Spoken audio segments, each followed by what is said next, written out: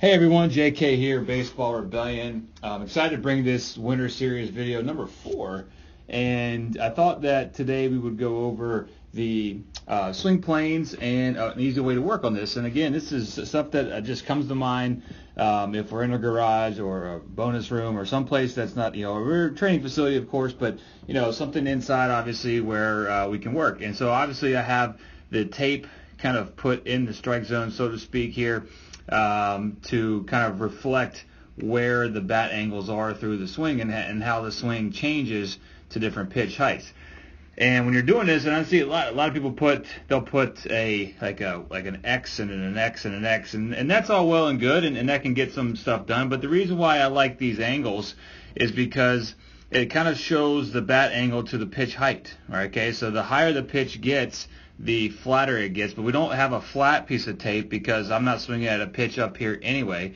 And obviously anything down here would be a little bit, maybe the next piece of tape would be something like this, but that's probably not a pitch I really want to go for anyway either. So we kind of hit those high, middle, low, drivable pitch locations that are realistic in the sense that we can do damage to them, I think, pretty consistently. Like if we had to swing at a pitch up here and hit it well, could we? Yeah, but I'm not working on that really anyway. So basically getting to a base stance where we've maybe already taken our stride. If you're a no stride guy, you just kind of go ahead and open that front foot a little bit, making sure the head position's back. All the stuff that we want to feel like, we have the inward rotation of the hip, the pull back of the elbow, and obviously visually we're going to start at the top target. We're going to work away from top to middle to bottom. And all you do is still making sure that you feel your lower half start to turn, and you can see kind of how my shoulders and barrel try to get parallel to that white piece of tape as soon as possible. So again, you can see, if the pieces of tape represent the ball location a little bit, you can see how my barrel's getting in behind that piece of tape from obviously behind it. That's why I chose this camera view. And you can see that my shoulders tilt and everything kind of mirrors each other. Okay, so when I get the, what would be contact here, pretty similar shoulder to barrel to tape angles here. And you're going to notice as I go through here, you're going to notice a side bend. Okay, again, that's set up through my hinge at the beginning, and I put the plyo wall kind of back here behind me so that you can kind of see the hinge away from the plyo wall that I have. So I don't want to be tall and flat back here standing up against it. So again, high pitch, still pull my back heel off the ground a little bit here. Again, this is not super fast. We're trying to feel side bend change to pitch height change. Okay, so again, then I pull back, same spot, elbow pull back to my inner rotation to my outer rotation. Hip started to go, back knee goes, back heel goes.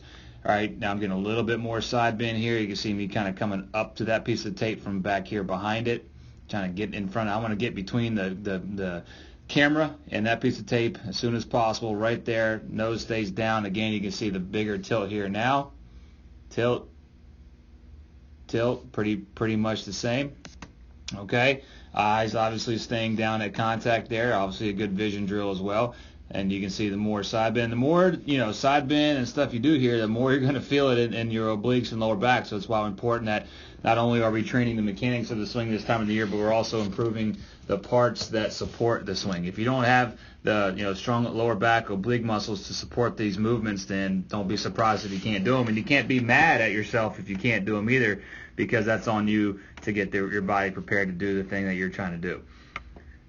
Last one right here, low in the zone. Nose stays down, rotation. Again, I've already recognized where this pitch is, so the turn down sharper has to start back here sooner. So again, the hips pull out, and I'm shaping that swing so that again I can get between the camera and that piece of tape somewhere back here. Now I'm going to work up to this ball and try to match that angle. Again, you can see the enormous amount of side bend here, elbow to barrel, all that kind of mirrors each other, and that's pretty typical. Now if you notice, hip stayed the same, back knee, back heel stayed the same. More curve in my spine, obviously, but that's because of the side bend. But the lower half doesn't change to lower pitches necessarily. You don't want to bend your knees more, that kind of thing. It's all supported by our ability to side bend and put ourselves in these positions to allow the barrel to rotate that way. So again, my arms didn't change. My arms are still bent. I did this little thing afterward where I just kind of like showed the side bend change right through the swing height changes. So yeah, the head moves a little bit, but that's kind of common depending on the pitch height. It's going to happen a little bit. And you can see afterwards, I'm like, whoo, that's tough. So like, it's you're in there, and it's an oblique workout for sure. And so not only are you maybe, training the mind to understand that the shoulder level delivers the barrel to the ball. Okay, that's kind of the thing that people don't understand a lot of times is the arms go out to get the ball. No, they do not. The shoulders deliver the angle of rotation. So that spine angle that we set and the rotation of our shoulders deliver the bat. So my arms are staying bent through the turn as I rotate the bat around my hands. All that's staying the same. So very easy, good workout too. Do it from the left side if you want to get some oblique work for sure.